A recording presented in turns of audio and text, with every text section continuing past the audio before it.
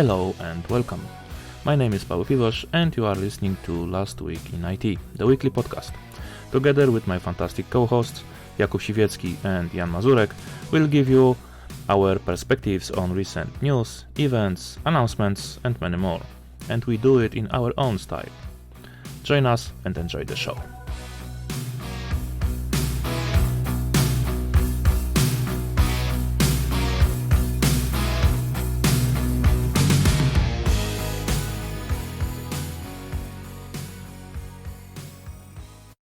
Hello and welcome to the 7th episode of our Last Week in IT podcast, where we have probably the topic might be already tired of. However, there are still some chapters from the SysOps DevOps report that we haven't touched yet. And one of the last chapter that we have in this report is the chapter about the skills. Now, we could talk about the skills regarding SysOps DevOps, and I'm sure that this episode will be then monopolized fully by Paweł.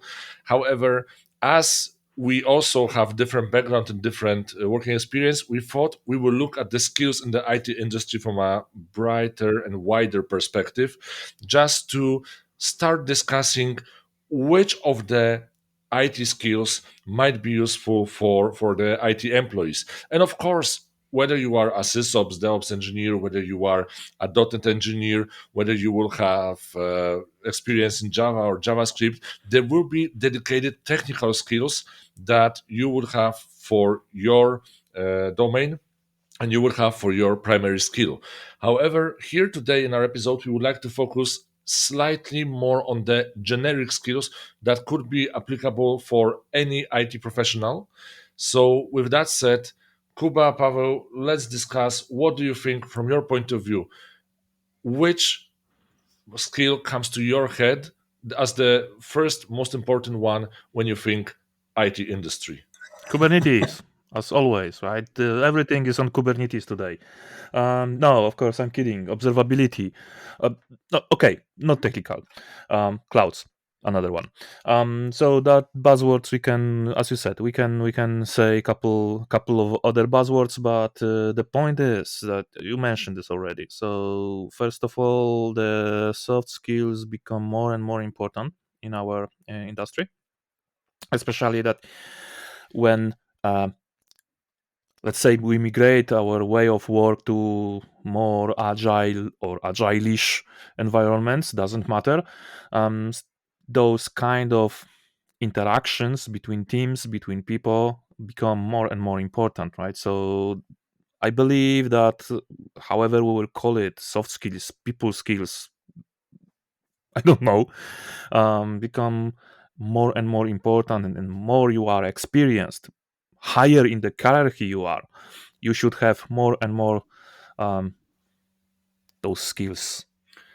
Keyword, you should. And actually, you gave me a very good idea for one of the episodes in the future. I will write it down for later about this agile-ish world, right? Because we still have sometimes customers, projects, and companies who are using agile because it is the buzzword, but they are still completely with the more cascade approach with kind of waterfall mindset. So definitely something for the future. Definitely. But Kuba, your thoughts about the skills? There's plenty of under this an umbrella term of like soft skills or people-oriented skills, referring to Paweł.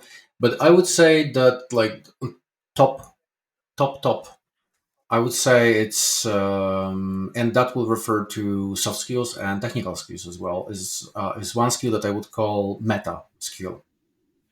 Okay, just guess what could be. Kubernetes. No. I would say communication. No.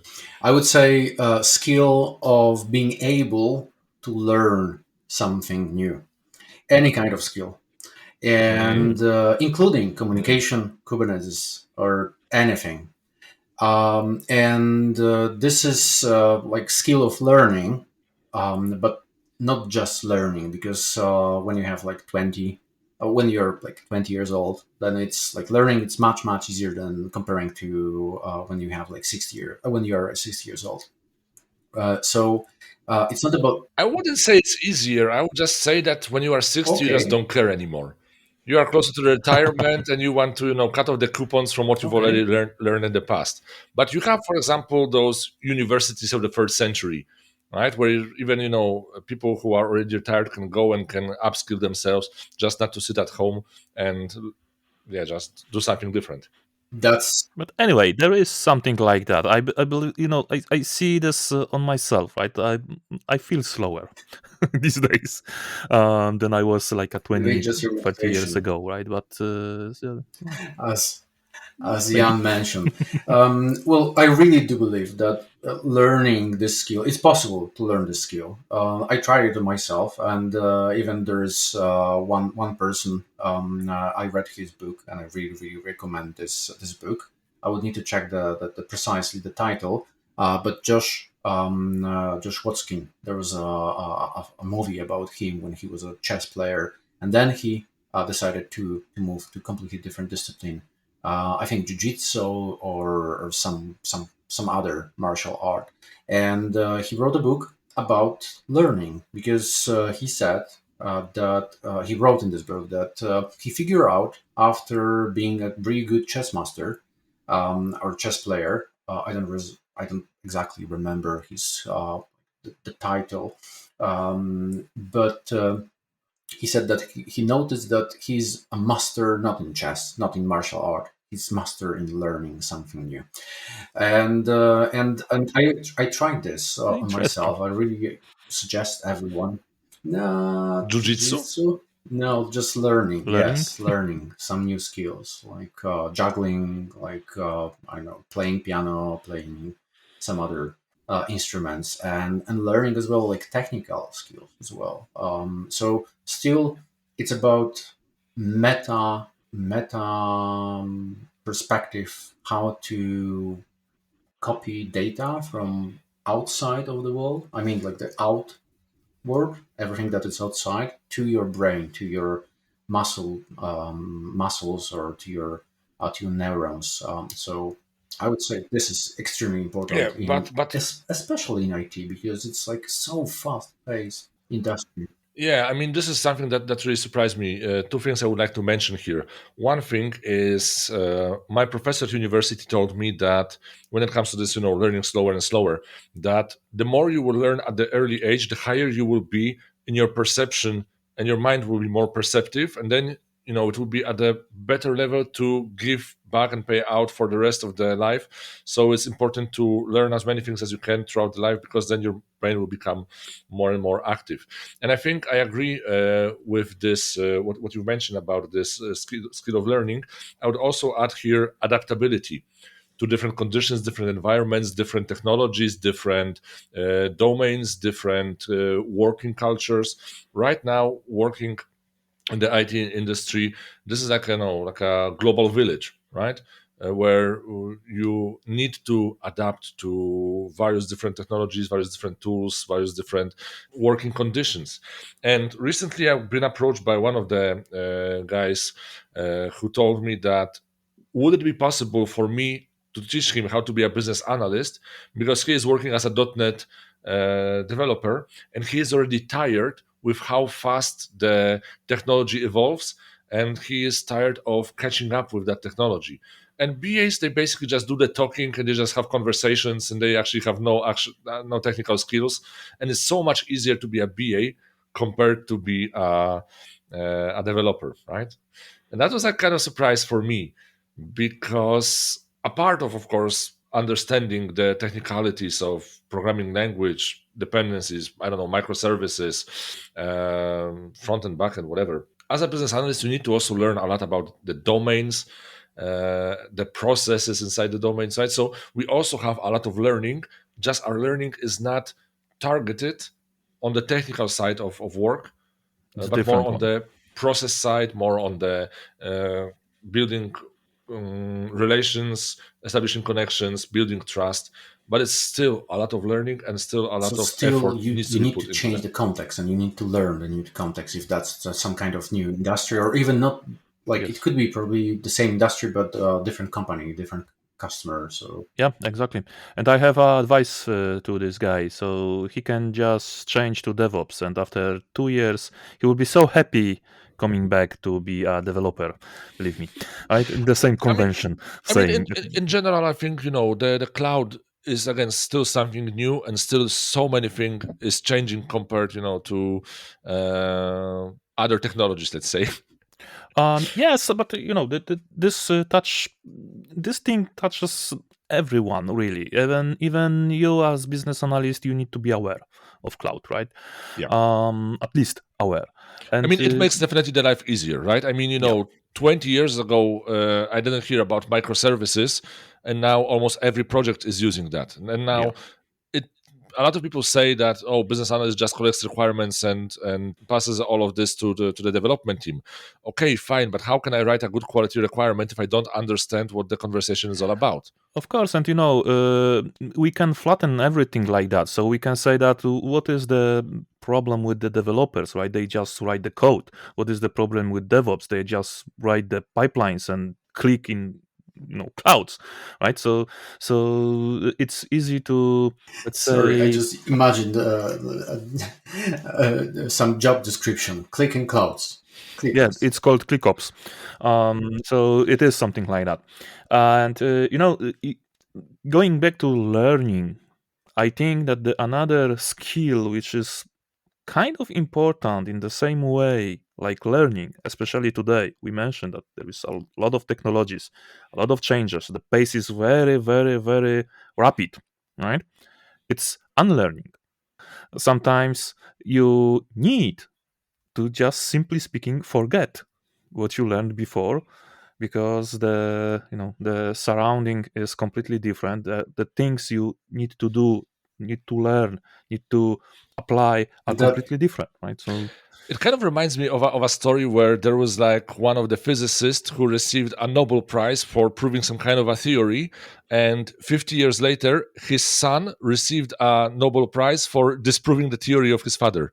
Now that is a nice punishment. I mean, punishment, it is revenge punishment. for a nice revenge for being asked to go to bed at an earlier hour or In something. change oh, management, definitely. there is this metaphor, or even it's included in one of the models, that in order to make the change, you need to unfroze someone, unfroze some belief, and so on. And that refers exactly to what you're saying. Like, in order to unfroze, you need to like prepare someone to unlearn, to change the belief, to change the content of the knowledge that someone already possesses, and open this for some other new puzzles to bring. Yeah, and with Jakub, as we were conducting a lot of trainings over the years, I learned a very interesting quote that someone told me, that a good presenter will have a lot of content on the slide. A great presenter will have just the images, but the superb presenter will be able to change the status quo and Yeah, will be able to create like a thought-provoking question and motivate the people to actually want to change. that's kind of good, I would say. That's something. Yeah, I know some very similar quote from the photography area because I was a photographer for some time, and generally, yeah, that's the different layers, right, of teaching others. Let's say. Yeah, and I think also is the case that when you are actually teaching others, there's saying that you learn the thing 3 times. For the first time, when you are taught a topic by someone; second time, when you are preparing to teach someone; and third time, when you are teaching someone. Yeah. Because while you are teaching someone, you might receive a question from the audience, No, you and will probably receive the and you question. will receive a question that you might not necessarily know the answer to, right? And of Exactly. course, not everyone has the courage to say, well, I don't know, I will Mhm. reply to you at a later time. Some of the people will just have this urge and the necessity. And you've all seen those videos on YouTube or anywhere else where there is a reporter with a microphone walking up to you, asking you a question. And just because you are put on the spot, our brain runs to the solution that there is a question, there's a microphone, I need to answer. Yes. And of course, not every answer is, well, as bright as we hoped it would be. So Yes, just yes. making some conclusion from what I heard from our discussion, learning is like, it seems like the most common, the most useful skill, probably not only in IT, and including this flexibility or this, well, probably adaptability. Yeah, probably we can Adaptability. find many terms to describe this. So like readiness to Yeah. change, readiness to learn something, readiness to do anything else. So probably that's like the gate to other skills, because if you, seems for me, that if you have this, if you possess this power to learn something new, to be ready to learn and to flexibly to change, then you can learn anything that will be either interesting for you or anything that will be necessary to learn. If organization, if I don't know, the world, the economy will just like pointing out this is something that you need to learn. Or even just to use this as a brain teaser, because, juggling, like what you've mentioned, probably not the most practical skill to have, Very but practical, definitely especially if you have it kids, is. and if some things they just can fall.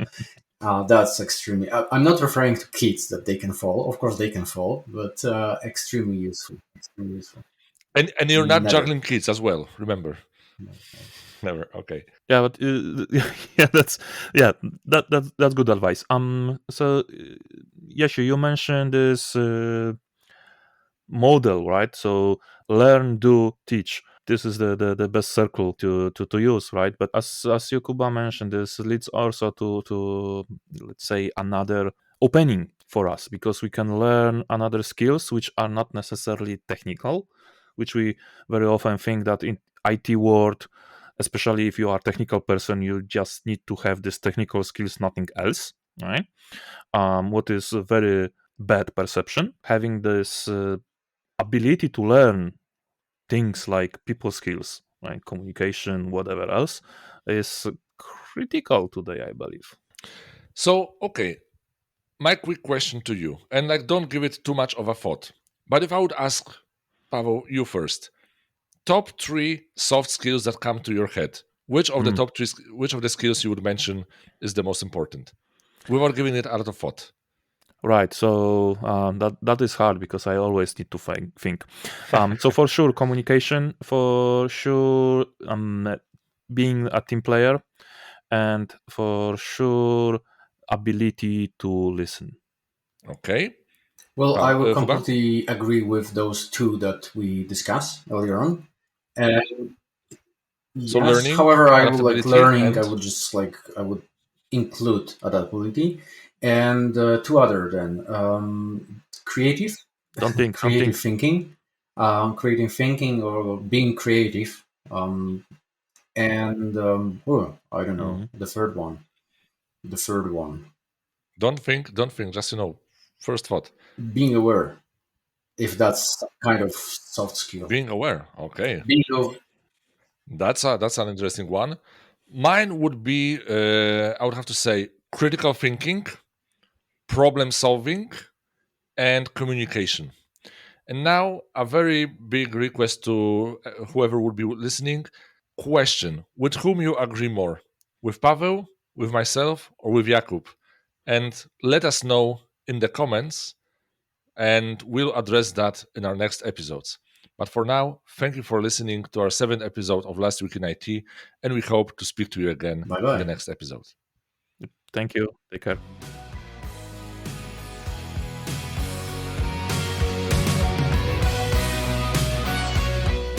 And that's it for today. This was Last Week in IT. Thank you for listening, and please join us for the next episode. Follow us on social media, subscribe, and comment. If you agree, disagree, or just want to say hello, we are waiting for you. Stay tuned, stay IT.